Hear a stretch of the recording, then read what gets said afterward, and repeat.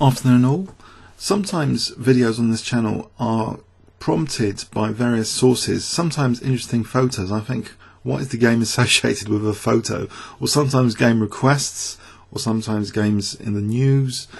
Now, I was doing a Sicilian Najdorf collection, and I noticed actually that in the Fischer Spassky match of 1972, there was a Sicilian Najdorf, not Sicilian Najdorf, a Sicilian Taimanov game, which went like this.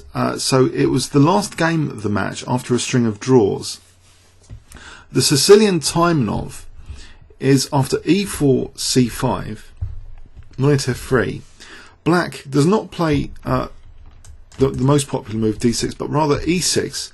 If we look at e6, the mechanics, it is liberating this bishop. So if there's an exchange, the bishop can actually sometimes go to c5, sometimes it can go to b4, distinctively from other variations. But also, because d6 hasn't been played, d5 can be played sometimes in one go, which could be advantageous potentially. So e6 was actually chosen by Fischer, which is the Taimanov coming up. But first, it can be classified as the Sicilian Can or Poulsen. If black plays a6 here, this position is actually now Sicilian Poulsen Can. And to keep the Can a Can, K-A-N, I think it's a Russian master, to keep the Can a Can, after knight c3, black would need to play queen c7. Now, if black plays knight c6, we get a transposition now into the Sicilian Taimanov. So this will go into my new playlist, the Sicilian Taimanov, this game. So the distinction here, keeping it a can, you can with queen c7. Now d6 would transpose, I think, into like almost a Sicilian Scheveningen as well. And Kasparov was playing a6, not with pure Najdorf in mind, but Scheveningen transposition. He was often playing d6 actually. After like knight f6, d6, we have that structure which is Scheveningen formation. But here we have Taimanov. As I say, one of the advantages of e6 without d6, well, there's a few. This bishop is liberated across this diagonal, and d5 can potentially be played in one single swoop. So bishop e3, and now Fischer plays knight f6, so we're in Taimanov territory. Now Boris Spassky plays bishop d3, and he might be geared up for things like bishop b4 here. It might not be that good, bishop b4, or he might be expecting something else. But Fischer makes use of the fact that actually he hasn't committed yet a pawn to d6, and he plays actually d5 straight in one go now. There's a little bit of congestion on this d file at the moment with this bishop and knight on the d file. But Fischer is willing to concede an isolated queen's pawn now. Okay, what other choices does white have though? It's difficult because there's pressure on d4 here, because this bishop has hemmed in the queen from protecting d4. So say any other move, you know, black is threatening to take and expose d4 at the moment. So knight takes c6 would just strengthen surely the black centre. So Boris plays a seemingly logical continuation to play e takes and giving black the isolated queen's pawn. In exchange though, the bishop is liberated here. But so okay, the Taimanov has been used in this game not for the purpose of a bishop move in one go to an interesting location, but rather for d5 in one go. So that's what makes at the moment the game interesting from a Sicilian Taimanov theory perspective. In this isolated queen's pawn situation, I think black has good bishop activity, and that's further demonstrated now after castles. Black plays bishop d6. So the isolated queen's pawn doesn't seem that bad here, and in fact it stops being an isolated queen's pawn immediately because Boris plays knight takes c6, which seems to strengthen the black centre. So after b takes c6, does white really have an advantage here? Has Fischer already equalised with this variation of the Sicilian defence? Let's just engine check this position. It seems dead equal, even black tiny fractionally bit better engine terms.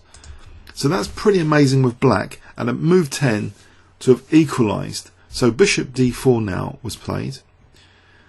Okay, so black needs to get castling, I think, and he does. So queen f3, as though, okay, the punishment for bishop d6 is that surely white is threatening structural damage, but Fischer accepts that as a further, temporary issue. Really, he plays bishop e6, inviting the doubled pawns. With the bishop pair and maybe the g file, that could be useful as long as there's no nasties which are going to occur, which they wouldn't, because queen takes f6 is possible after bishop f6. So rook fe1, and now with d5 being strengthened with the bishop on e6, this next move c5 looks to be quite logical and inviting the structural damage. So bishop takes f6, queen takes. So we have a simplification now. And now rook ad1, which indirectly points maybe at the d5 pawn. So, but does black ever want to play d4? If he does ever play d4, he'll be conceding key light square. So he doesn't want to play that. Tactically, he's got resource here to indirectly defend the d5 pawn, and he uses that very shortly. He plays first rook fd8, so indirectly defending d5. Just in case. Bishop e2 prepares to put more and more pressure with bishop f3 onto that d5 and across the diagonal. So for the moment, it's indirectly defended because takes, we have bishop takes h2 check. Now Fischer doesn't mind the upcoming bishop f3. He plays just rook ab8. He put pressure on b2 immediately. After b3 again, he doesn't really seem to mind any potential bishop f3s. He can play other moves here apart from what he played. It seems a very, very nice position already. He has the bishop pair. Okay, a little bit of structural damage, but great pressure on the b file, and these pawns are potentially dangerous. Okay, so how does he manage them though?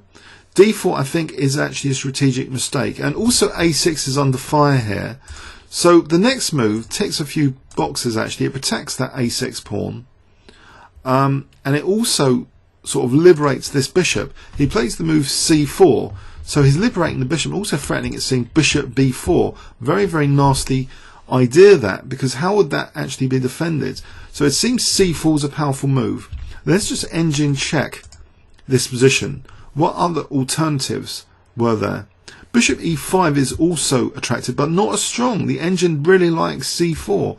Bishop e5, white might answer knight a4. So after c4, it seems equal here. Knight c5, attacking a6. Bishop f5. Okay, a6 can't be taken as a rook a8, but white would be about equal. So Fischer's continuation here. This looks like a turning point, what he played in this position, to actually play the super strong move c4. So it does look as though it carries very serious threat here of bishop b4. How does white parry that? So Spassky must be worried in this position. How does he parry bishop b4? What he did do is lose the exchange. He played knight takes d5, which is not one of the best engine moves. He's losing the exchange because black was indirectly defending that. So he lost the exchange in the game continuation. Like this. So he's losing the exchange. And black is better, technically. But what else was there after c4? If takes, then we have this powerful bishop b4 move. What does white do here? Loses the exchange again, knight d5. So you just can take the exchange immediately, or you can play bishop d5. And black's better again. So it seems this is a real menace after c4. What other alternatives are there? Very, very difficult position. Bishop f1 in this position. Now bishop b4 might not be the strongest. If bishop b4 here, then there's rook e3 apparently, and if d4, then there's a nasty check, and now knight e4, and white's got away with murder. So actually, okay, bishop b4 is parable after bishop f1, but in this case it's more appropriate now after c4 bishop f1 to play apparently takes and just rook bc8. So black here will be doing well.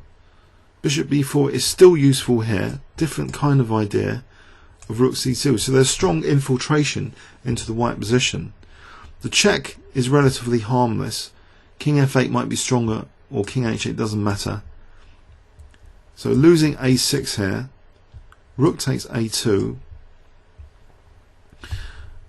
So in this position, black seems to be doing fine here. It's liked by engines, this position, I believe. So in the game continuation, we have a kind of seemingly sad end to the match here. This was the final match game of the classic 1972 match, where white is going down the exchange now. So knight takes d5. So is the exchange down, but does he have a fighting chance after bishop takes c4? He felt this was a practical chance. He's got one pawn for the exchange. After rook d2, black's rooks are active, and he's giving up a6 for c2. So there's two connected passed pawns in theory. Now, one of them's about to drop off though. If a4, then there's rook takes b3. So Spassky gets rid of a pair of rooks from the position, leaving him simply the exchange down. But can the black rook cope with these pawns? It seems actually, after rook a2, it is coping with the pawns.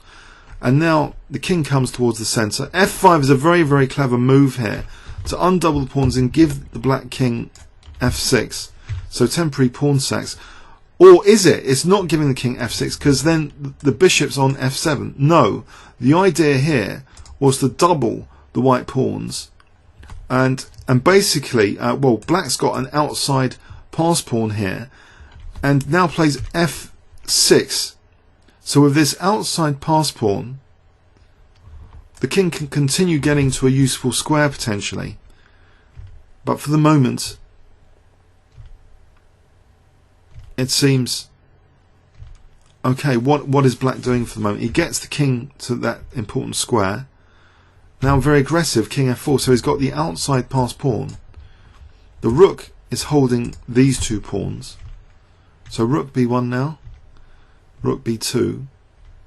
After rook a2, there's a sealed move coming up. After h5 bishop d7, Spassky, I think, sealed the move, but later kind of resigned the position. So this was kind of to be adjourned, but the resignation came in, and Fischer did not have to continue either this game or the match. He was soon to be declared world champion. So let's have a look at this final position, actually. How would black actually win it? Let's go with an engine point of view, although sometimes engines are not very good at ending. Say h4, king g4 would have the threat of h3 check. So let's try and just play it like this. We take that pawn, we come back. How do we make progress? Rook b2, tie the bishop down for a moment.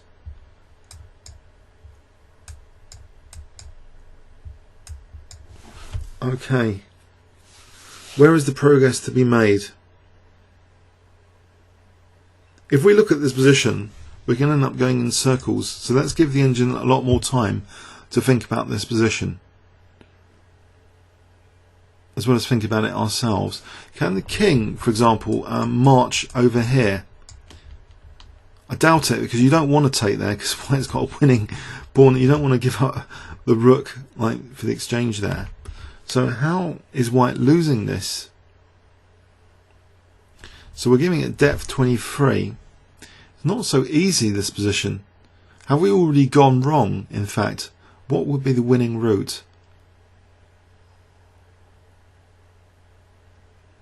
Rook a2. Let's go with rook a2. Bishop f3. And we can play f5, but what would it achieve? If we get to a pawn to f4,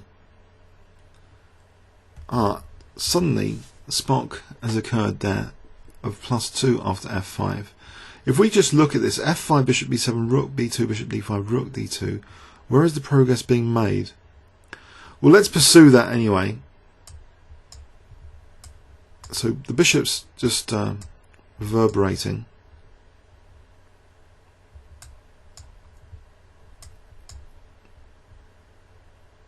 Now here, in this position, rook d3, and we're approaching, wow, we've got over 3.31 now with rook d3. So why is that? Rook d3 not only attacks b3, but also maybe threatens h3. So why couldn't white play b4 here? I think if b4, rook d4. Let's have a check of that. b4, or is it check? So apparently it's not the idea of rook d4 here, but rather check first. If rook d4, does that actually blow the advantage? a5 and the advantage is blown actually, because that would be a draw. If takes here, a6, and it's drawing the there's a nice fortress here. So the idea, it seems, in this position is actually to play h3 check. So there's something exciting about this. Say king h2, what goes on there? King g4. And why aren't these pawns, say, making it?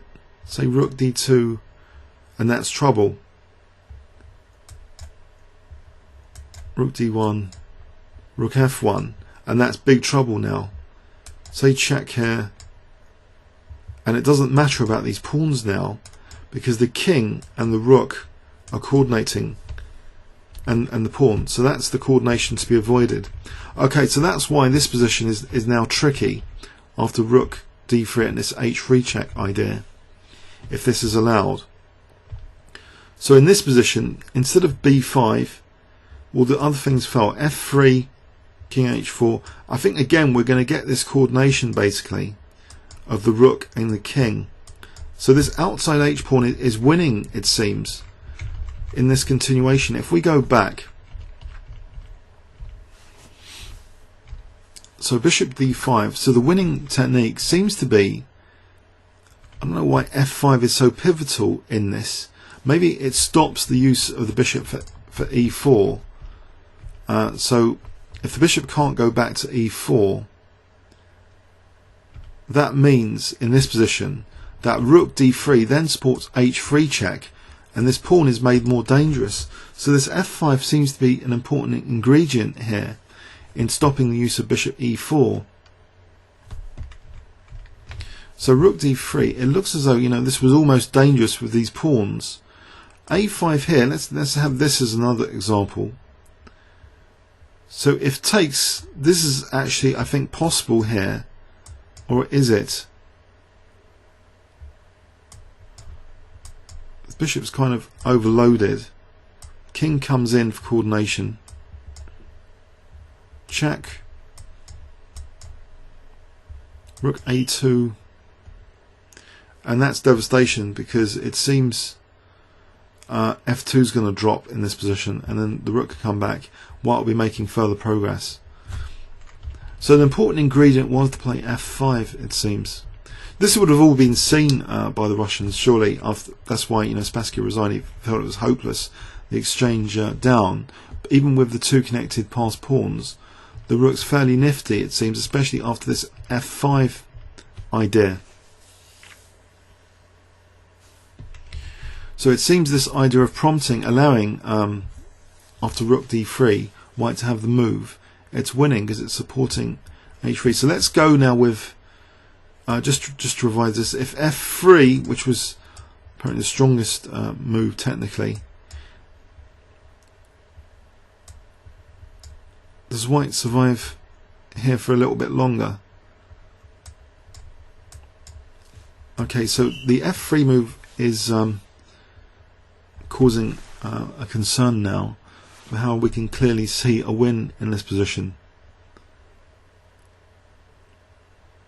Apparently, okay, rook a2 check, something's flared up there. Now the idea of king f4, just giving up the h4 pawn. Of course that would be mate if takes. So So after king f4 stepping in like that, bishop d7, and in this position rook c2 a5, is something occurring? Should we go with rook c2? We'll go with rook c2.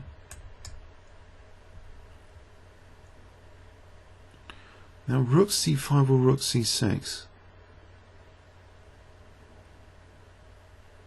We'll go with rook c5. It seems to be shaking off pawns here.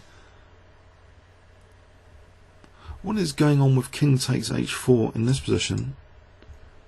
There's rook c6 because that'll be mating on h6, so that's no good. So a5 here, so dropping a pawn and dropping another one, and this pawn should just be easily winning, one would assume. Yeah, so that's no use for white.